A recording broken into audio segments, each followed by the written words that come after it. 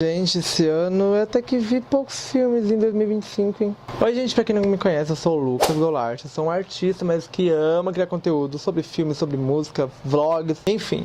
Vou continuar fazendo isso porque eu adoro, é da minha essência. Vou sempre criar conteúdo por aqui. Se a fama vier, eu vou continuar aqui. E antes de tudo, já peço pra se inscrever, compartilhar, comentar ou apenas se inscrever e deixar o like no vídeo porque é muito importante pra mim. E sem enrolação, eu vim falar sobre os filmes que eu assisti em 2025. Eu vou classificá-los como ruim, bom ou médio. Eu achei legal essa proposta, em vez de falar quais são os melhores filmes do ano ou quais são os piores, fazer uma análise dos filmes que eu vi e no final das contas avaliar se ele é bom ou ruim. Só vale filmes de lançamentos em 2025, porque se for pra ver, né, se for falar filmes que eu nunca tinha visto na vida e vi agora, misericórdia. Mas vamos lá, pra lista. Antes disso, gente, eu só tenho que falar sobre 5 filmes que eu assisti em 2025, só que são de 2024, então eu não vou comentar e não vou classificá-los como bom, ruim ou médio. No caso foi Conclave, Anora, Emília Pérez, Baby Girl e Nosferatu. Agora vamos para a lista dos realmente lançados em 2025. O primeiro filme exclusivo de 2025 que eu vi foi Acompanhante Perfeita. Eu fiz um vídeo aqui no canal avaliando o filme, então se você quiser uma opinião mais assim profunda,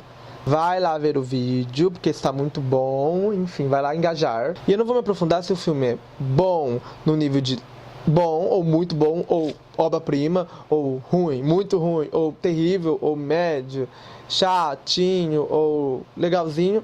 Não. E para Acompanhante Perfeita é assim, é uma comédia, né, bacana, também é um terror e etc. Um elenco interessante, uma premissa interessante sobre, né, robótica e tudo mais. E assim, pra mim, Acompanhante Perfeita é bom. Acompanhante Perfeita é um bom filme.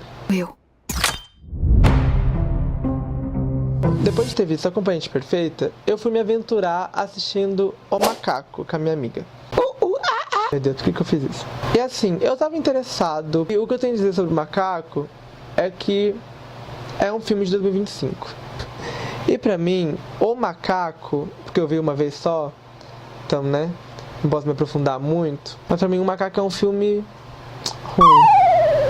Não gostei. Então a gente já tem um contraponto. Um filme bom, um filme ruim. Depois de ter visto O Macaco, eu fui me aventurar em um documentário brasileiro, que no caso, Homem com H. Uma autobiografia, na verdade. Assim, é muita história pra contar, né? O Ney Matogrosso é um dos maiores artistas do nosso país. Tá vivo aí até hoje, graças a Deus. Mas é muita história pra contar pra um filme. Por mais que o filme seja longo, 2 horas, não dá pra contar tudo. Mas aí, se mesmo contando um pouco de cada coisa, avançando às vezes muito no tempo para dar tempo de contar tudo, se foi bom ou ruim, isso, no meu caso, a minha experiência, pra mim, Homem com H é um filme bom. Acho que tem muita coisa a ser explorada, né, que poderia render mais coisas, mas acho que foi muito interessante e gostei do que eu vi por aqui. Após me aventurar com Homem com H, eu ia assistir Pecadores, que quando eu cheguei lá, tinha esgotado a sessão.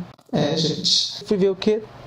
Sem querer, na verdade, né? Thunderbolts, da Marvel. Equipe que vai alcançar a glória. E assim, pra Marvel, que tem alguns filmes bacanas, medianos agora, normalmente, eu não tava nem esperando Thunderbolts. E assim, assisti e o que eu tenho a dizer?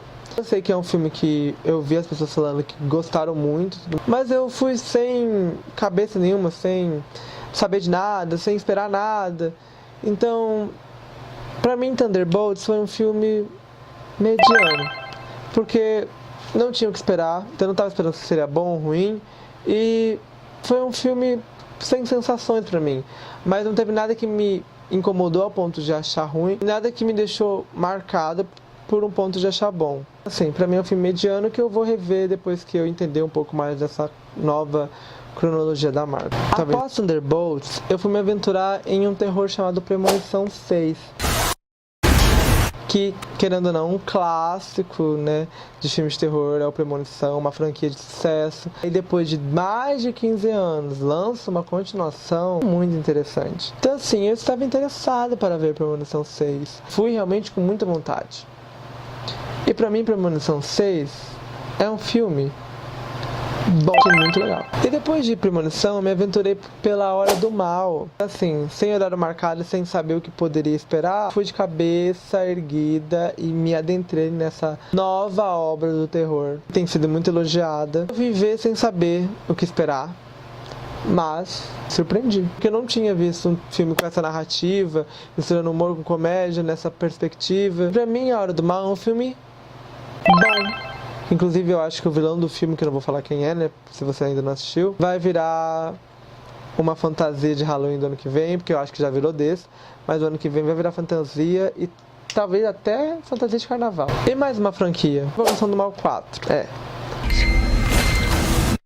É um filme que eu fui ver no cinema, e etc, etc, etc. Dirigido pelo Michael Chaves. Expectativa minha, sim, baixa. Mas eu fui porque eu queria saber como seria o encerramento de um dos filmes favoritos meus de terror, né, desse século, que no caso é a Invocação do Mal 1.